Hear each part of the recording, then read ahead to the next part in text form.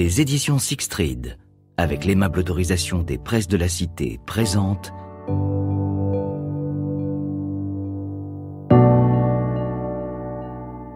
Enlacer le ciel et les nuages, de Karine Lebert, interprété par Catherine Gauthier.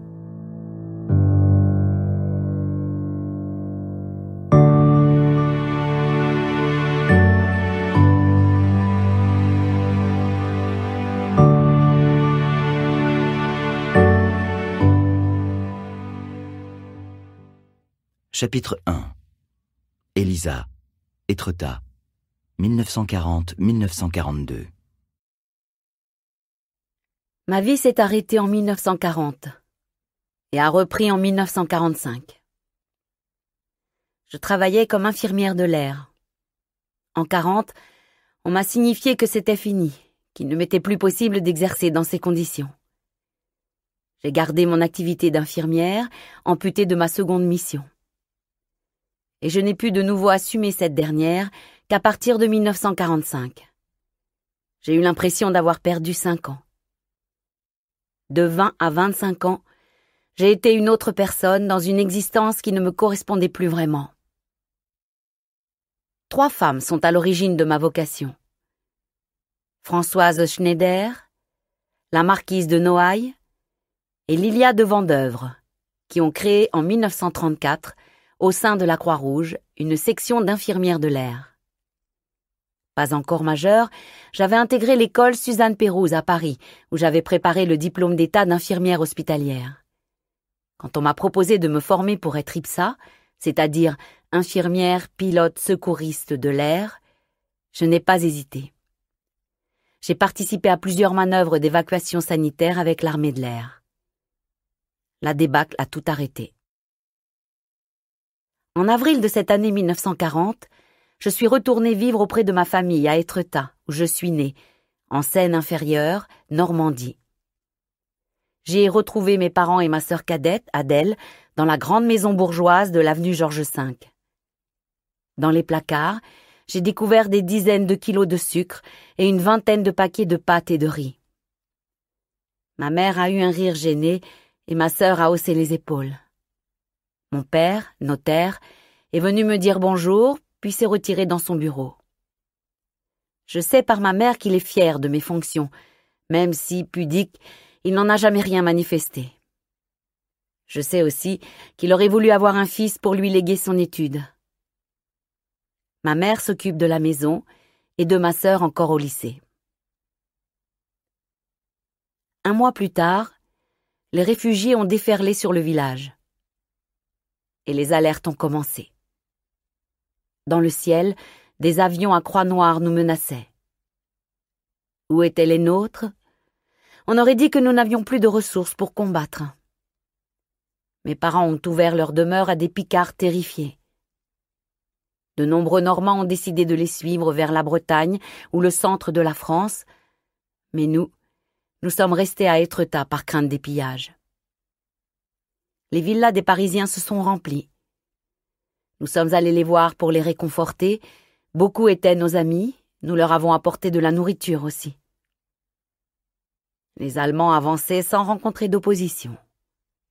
En juin, nous n'étions plus que 800 à Étretat, tous enfermés chez nous comme si une pandémie sévissait. Certains réfugiés sont revenus, n'ayant pas réussi à traverser la Seine par le bac du Aude, tant il y avait de monde sur le chemin de l'Exode. Le maire a fait appel à moi. Il n'y avait plus de médecin, juste le pharmacien et moi. Le 13 juin. Une chape de silence pèse sur Étretat, dépeuplée. Nous sommes tous retranchés dans nos foyers. Les rideaux de fer des boutiques sont baissés. C'est un village fantôme qui se présente aux premiers Allemands. Tapi derrière les volets de ma chambre, j'observe la rue déserte. Un bruit m'annonce leur arrivée, celui des chenilles des blindés sur le bitume. Il est 11h40.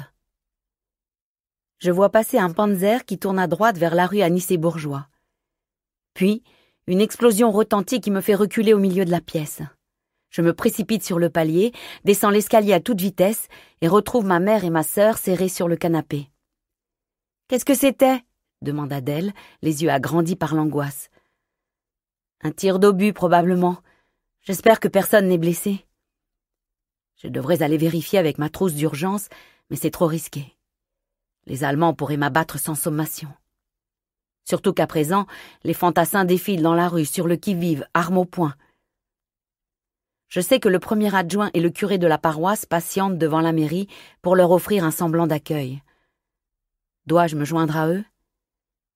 Je m'en ouvre à ma mère, qui me douche d'un lapidaire. Ne cherche pas à jouer les héroïnes, Elisa. Vexée, je me poste à la fenêtre. Où est père? Toujours en train de travailler. J'ignore ce qui pourrait le sortir de ce bureau. Peut-être un incendie. Étretat vidé de ses passants est une vision déprimante. L'absence de bruit est source d'anxiété. Mais tout cela est encore préférable à ce qui se passe ensuite. Une déferlante de liesse qui mène à des débordements. Les soldats allemands ont l'autorisation de fêter la victoire. Ils ne s'en privent pas. Après ce qui ressemble à une kermesse de village, ils lorgnent du côté des villas abandonnées. Jouxtant la nôtre, la villa Dorothée appartient à des Parisiens que nous n'avons pas revus depuis l'année dernière. De jeunes soldats escaladent son portail, puis enfoncent sa porte à coups de crosse de fusil. En un éclair, je me jette sur les volets, que j'ouvre tout grand. « Tu es folle !» crie ma sœur. « Il faut leur montrer que nous sommes là, que la maison est habitée, sinon ils vont entrer de force. »« Et s'ils... » gémit Adèle. « S'ils... » Sa voix s'étrangle tandis que ma mère l'étreint. « Je ne crois pas qu'ils s'en prendront à nous. De toute façon, s'ils veulent venir, ils viendront, autant qu'ils ne vandalisent rien. » J'ai toujours été pragmatique. C'est le métier qui veut ça. Pragmatique et sachant conserver mon sang-froid face à une situation critique. Je rabats tous les volets sur la façade sans un regard pour les soldats qui pillent la maison voisine. Un bruit de verre cassé me fait tourner la tête. Un jeune homme a laissé tomber une bouteille de champagne qu'il contemple, contrarié. Son regard croise le mien. Mes joues s'empourprent de colère, mais son air penaud me désarçonne. J'ai l'impression qu'il est plus jeune que moi. Un de ses camarades le bouscule, lui tape dans le dos et, ricanant, lève les yeux sur moi, figé à ma fenêtre. Je m'empresse de la fermer. Je me retourne vers Adèle et ma mère, tandis qu'un chant allemand s'élève. Tous ces vainqueurs ne vont pas tarder à être soûls, ils n'en seront que plus dangereux. Néanmoins, j'ai eu raison. Constatant que notre villa est habitée, ils frappent à sa porte tels des visiteurs. Je suis sur le point de leur ouvrir quand mon père sort de son bureau. Il a enfin pris conscience du fait que nous sommes 3 femmes face à une horde d'envahisseurs imbibés d'alcool et convaincus de leur supériorité. Surprise. Nous voici face à un seul soldat. Il ne comprend pas le français, mais il répète d'une voix de plus en plus furieuse devant le manque de réaction de mon père. « Médecin! Médecin! Médecin !» Je m'avance. Il cherche un médecin. Évidemment, le médecin est parti. Je peux le remplacer. Qu'est-ce que tu racontes? Je crois qu'il sait que je suis infirmière. Le militaire me toise des pieds à la tête. Médecin? Je suis infirmière. Infirmière. Ya! Il scande le mot en me faisant signe de le suivre. Je dois aller chercher ma trousse de premier secours. Mon père tente de me retenir. C'est trop dangereux. Je sais, mais je ne peux plus me défiler. Je t'accompagne. Faut-il qu'il ait peur de ce qui pourrait m'arriver pour quitter son antre? La présence de mon père ne semble pas déranger l'Allemand. Il paraît pressé, comme si le malade ou le blessé était moribond. Son capitaine? Son meilleur ami? Un Allemand, c'est certain. Je ne me soucie pas de ça. Je guérirais le diable si on me le demandait. C'est mon rôle, ma mission.